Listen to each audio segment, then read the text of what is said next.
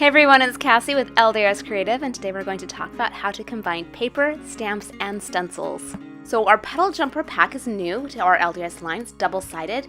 Then we have our petal jumper stamps, which coordinates perfectly.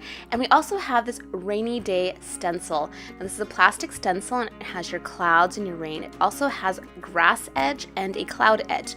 So there's lots of fun things you can do with it. So let's take a look at how we can combine these together into a project. We're going to start by creating some masks using the LDRS Creative stamping mask paper. Now it has a shiny side and a dull side. We want to stamp on the dull side.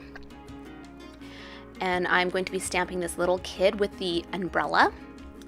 And you can see that I'm just using a scrap piece of this stamping mask paper. I save all of it. I don't throw any little scraps away because you can kind of squish stuff in there and it works great. For our project, we also need a mask for our grass, so I'm going to be laying the stencil on the stamping mask paper and using a blending sponge and just starting on the stencil and rubbing off with the ink, and that will give us our grass line. And now we can fussy cut this out. When you are creating masks, you want to cut just barely inside the line so that you don't get a white halo. I am not cutting out the petal, I'm just cutting out his little boots and then cutting out the grass.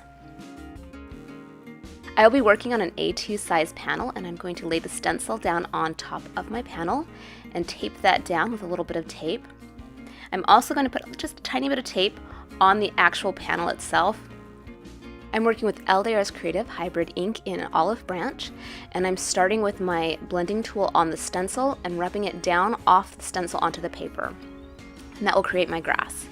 Now I can apply the mask we just made for the grass over top of the grass. Line that up and stick it down. The back of the stamping mask paper is sticky, so you shouldn't have any problem getting it to stick down. And now we're ready to stamp our little kid. Now I don't want the petal because I want her standing in the grass, so we're going to use a little bit of clear tape, and I'm just putting it right over top of the petal and raindrop parts of the stamp.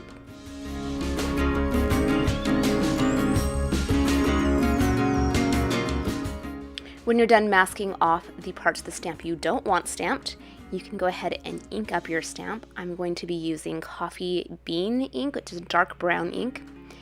And I'm just going to ink all of the stamp up, and then I will take the tape off of the stamp before stamping it down on my paper.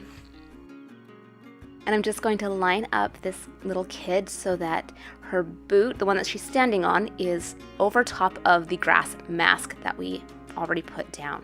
This will make it look like she's standing in the grass. Then I'm going to peel off the backing to our little kid mask and go ahead and place that right over top of the stamped image.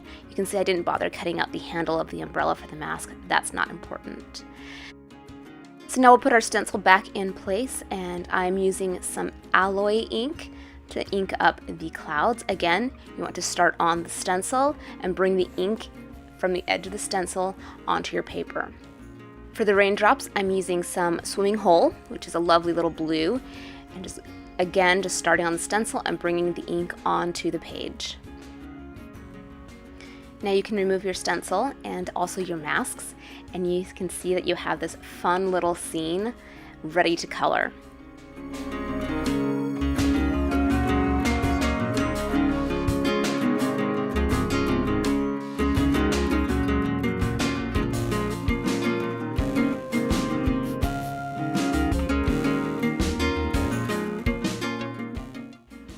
Now that I have my card panel all colored, I decided I wanted to trim it down just a little bit, so I'm using my ruler to mark where I want to cut it down, and I am cutting it through the clouds, so I will fussy cut around the clouds when I get to each one of those little clouds that stick up past where I want to trim it.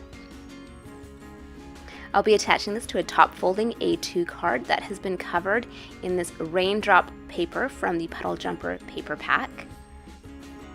This paper pack is double-sided, so you have lots of fun patterns to choose from. And I'm just going to adhere this panel flat to my card front. I wanted to give this card a little bit of dimension, so I'm going to go ahead and stencil some more clouds. I'm just doing them on a scrap piece of paper, and then I am going to fussy cut those clouds out and attach them to the top of my card using some foam tape.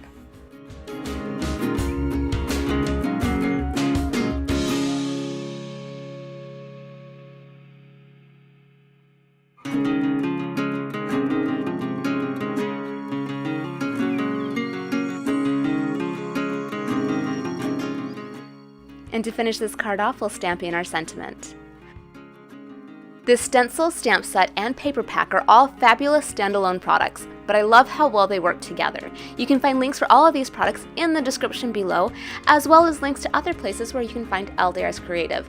I also have some links for other places you can find me. I hope you have a fabulous day, and I will see you next week.